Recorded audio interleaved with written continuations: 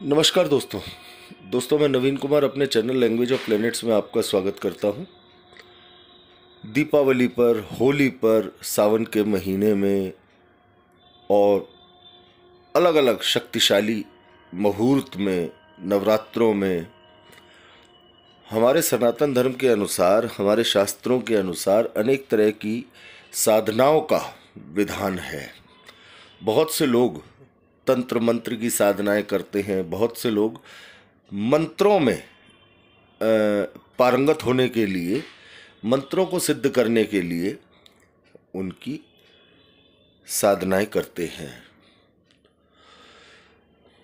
दोस्तों, ये जो अनुभव है, ये एक ऐसे साधक का अनुभव है जिसने बहुत शानदार सफलता अपनी साधना में अर्जित कर ली, लेकिन उसके बाद भी उस साधक को अपनी साधना से तौबा करनी पड़ी। ऐसा क्यों हुआ? एक 24 वर्षीय या 25 वर्षीय व्यक्ति जिसका नया नया विवाह हुआ हो, उसके गुरुजी ने उसे बताया कि तुम ये साधना करो, तुम्हारे लिए ये साधना बहुत अच्छे रिजल्ट दे सकती है। हनुमान जी की साधना उस व्यक्ति के इष्ट भी थे। हनुमान जी, उस व्यक्ति ने पूरे मन से उस साधना को किया। साधना लगातार कई दिनों तक चली। सर्दी के मौसम में जमीन पर सोना, शेव नहीं करना, बाल नहीं कटवाना, घर से बाहर नहीं जाना, बिना प्याज लहसुन का खाना खाना, सुबह शाम विधिवत भोग प्रसाद के साथ उस साधना को करना। लगातार उस व्यक्ति ने मेहनत करके साधना को सफल कर लिया। पूरी तरह से साधना सफल हो गई। गुरुजी के समक्ष उस साधना का प्रयोग भी करके देखा गया। साधना सफल हो गई। अब दोस्तों, एक इंसान का स्वभाव होता है, जो मूल स्वभाव होता है एक इंसान का, वो नहीं बदला जा सकता। आपको ये जानकारी होनी चाहिए कि जब हम किसी प्रकार की कोई साधना करते हैं, अर्थात संबंधित देवी देवता की संपूर्ण कृपा हम पर उस समय बरसने लगती है जब वो साधना सफल हो जाती है।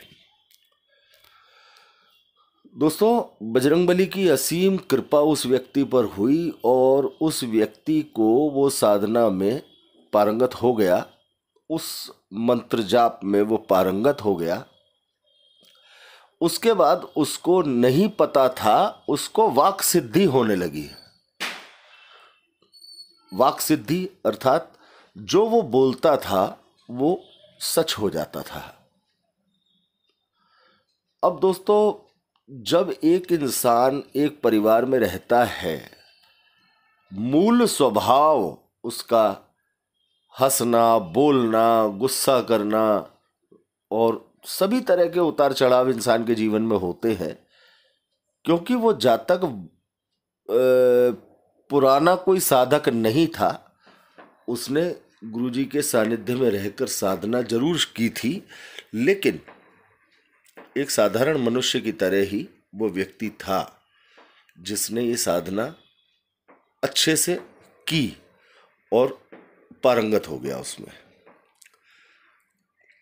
अब दोस्तों, उसी साधक के अनुसार जब ये साधना पूरी हो गई, उसके बाद गुरुजी ने गंगाजल हाथ में लेकर ये वचन उठवाया कि तुम इस साधना का कभी दुरुपयोग नहीं करोगे, अपने स्वार्थ के लिए इसका उपयोग नहीं करोगे। अगर ऐसा करोगे तो तुम्हें ब्रह्म हत्या का दोष लगेगा। उसने सौगंध उठा ली, वचन कर लिया। अब दोस्तों, कुछ दिनों बाद उस साधक के अनुसार उस साधक ने अपनी पत्नी को ये शब्द बोले कि आज तुम जरा ध्यान से रहना, आज तुम्हें चोट लग सकती है। जबकि घर में ऐसी कोई बात नहीं थी, कोई ऐसा वो नहीं था, हाँ माहौल ऐसा नहीं था, लेकिन फिर भी उसने अपनी पत्नी को ये शब्द बोले कि आज जरा तुम सावधान रहना, तुम्हें चोट लग सकती है। मात्र 15 मिनट बाद ही उसकी धर्मपत्नी सीढ़ियों से गिर गई और उसके हाथ पैरों में काफी चोटें आई। उसके बाद दूसरा वाकया दोस्तों कि उस साधक से उसके एक दोस्त ने 50,000 रुपये उधार लिए हुए थे। तो उस दोस्त का उस साधक के पास आना हुआ और उस साधक ने उस अपने मित्र से पैसों के लिए बोला कि भाई मुझे पैसों की ज़रूरत है, अगर आपके पास हो तो आप लौटा दो। तो उस व्यक्ति ने, उस मित्र ने ये कहा कि भाई अभी तो नहीं है मेरे पास, लेकिन मैं तेरे को दे दूंगा, जल्दी किस बात की है, हम कोई बाहर के नहीं है, तू हमारा मित्र है।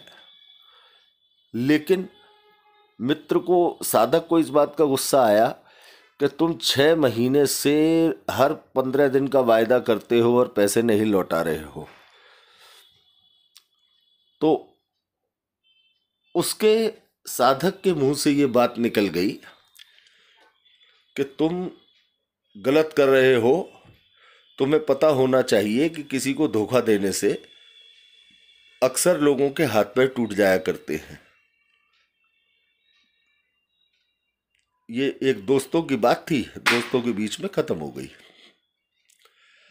अब दोस्तों वो व्यक्ति जो उनका मित्र था साधक का, जब वो उनके घर से जाने लगा तो मात्र 1 किलोमीटर दूर ही गया था और वहाँ उस व्यक्ति का ऑटो के साथ एक्सीडेंट हुआ और उस व्यक्ति के दोनों हाथों में फ्रैक्चर हो गए। और दूसरे दिन उस साधक को पता लगा कि इस तरीके से उसका एक्सीडेंट हुआ है और इस समय एक्सीडेंट हुआ है। तो उस साधक के मित्र का, जिसका एक्सीडेंट हुआ था, तो उस मित्र ने उसको ये बोला कि भाई ऐसा है कि तू सोच समझ के बोला कर, तेरी बातें जो हैं वो ठीक हो रही हैं और ठीक हो जाती हैं। ये अनुभव साधक को अपनी पत्नी के मामले में पहले भी हुआ था। उसके बाद तीसरा वाकया क्या था कि वो व्यक्ति, जो साधक है, वो व्यक्ति अपने एक दोस्त को लगातार मना कर रहे थे कि तुम जहाँ जा रहे हो वहाँ आज मत जाओ, वहाँ तुम्हारा जाना ठीक नहीं है। लेकिन वो जो मित्र थे, उनको जो जिसको मना किया गया था कि तुम वहाँ मत जाओ, उसने उस साधक की बात को नहीं माना और वो चला गया। दोस्तों वो उस जगह पर पहुंच भी नहीं पाया। उसका एक्सीडेंट हुआ और उसके एक हाथ में और एक पैर में फ्रैक्चर हुआ। तो दोस्तों इस तरह के 3 वाकयात जो उस साधक के द्वारा हमें बताए गए।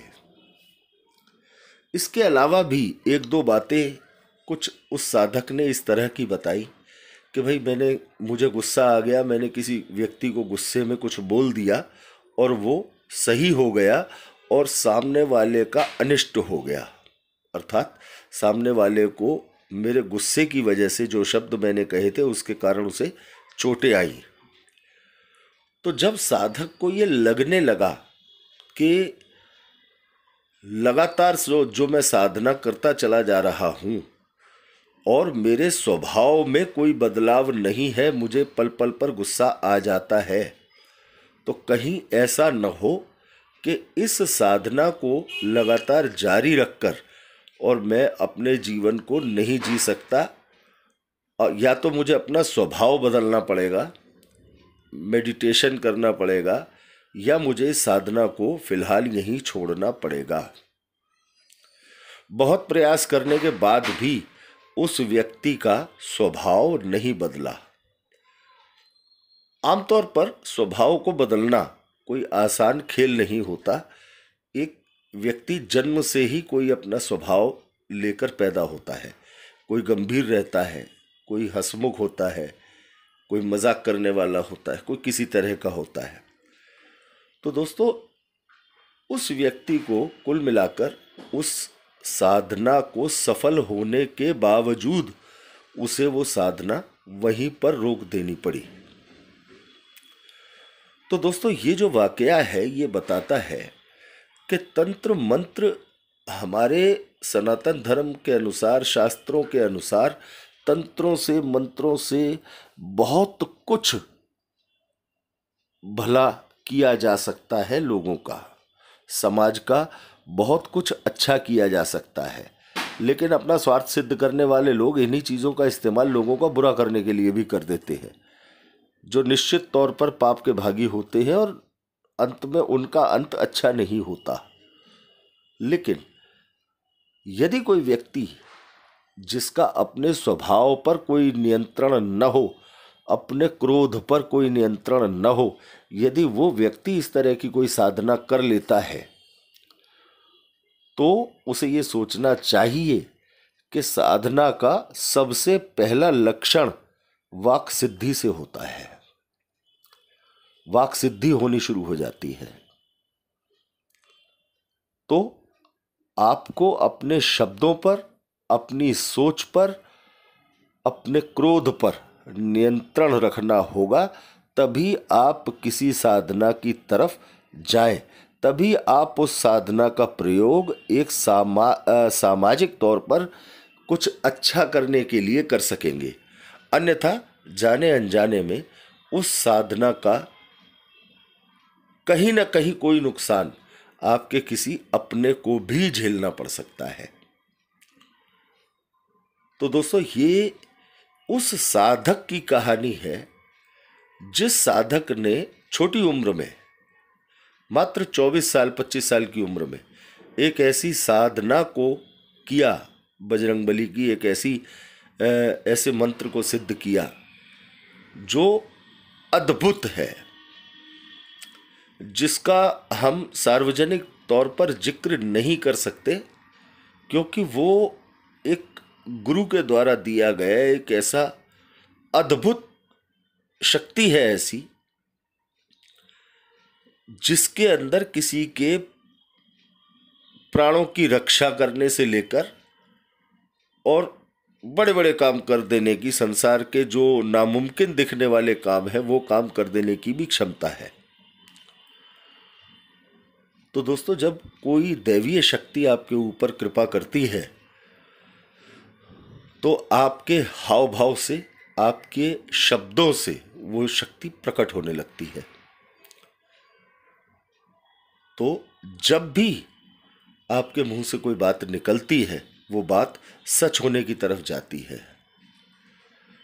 इसलिए जब तक किसी भी व्यक्ति का अपने जो साधना करना चाहते हैं, जो मंत्र जाप, किसी मंत्र को सिद्ध करना चाहते हैं या किसी भी प्रकार की कोई साधना करना चाहते हैं, ऐसे लोगों को जब तक उनका अपने क्रोध पर, अपने शब्दों पर, अपनी सोच पर नियंत्रण न हो, उन्हें किसी भी साधना में पारंगत होने से पहले अच्छे से विचार कर लेना चाहिए। कहीं आपकी साधना में सफलता किसी के लिए भयंकर कष्ट का या मृत्युतुल्य कष्ट का कारण न बन जाए। तो दोस्तों, उम्मीद है ये जानकारी, ये वीडियो आपको अच्छा लगा होगा। यदि आपको ये वीडियो अच्छा लगा हो तो आप ज़्यादा से ज़्यादा लाइक करें। ज्योतिष पसंद करने वाले या मंत्र साधनाएं करने वाले लोगों के साथ इसे शेयर अवश्य करें और चैनल को सब्सक्राइब करना न भूलें। धन्यवाद दोस्तों।